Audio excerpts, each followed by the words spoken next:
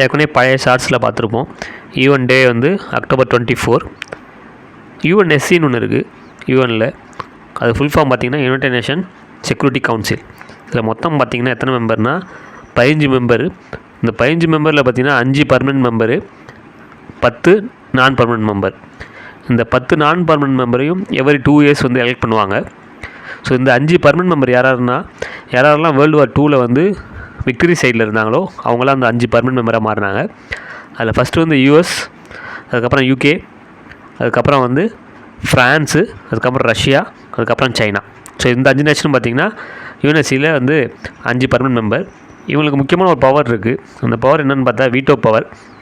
Veto பவர்னால் என்னென்னா, இந்த 5 நேஷனுமே ஏதாவது ஒரு ரெசல்யூஷனை பாஸ் பண்ணால் மட்டும்தான் அது பாஸ் ஆகும். இதில் யாராவது ஒருத்தவங்க வந்து நோ சொன்னால் கூட அந்த ரெசல்யூஷன் வந்து பாஸ் ஆகாது.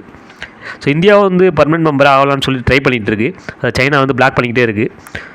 மொத்தமே பார்த்திங்கன்னா 5 பர்மனெண்ட் மெம்பர் தான், 10 நான் பர்மனெண்ட் மெம்பர். இந்த 10 நான் பர்மனெண்ட் மெம்பரையும் 2 வருஷத்துக்கு ஒரு தடவை எலெக்ட் பண்ணுவாங்க.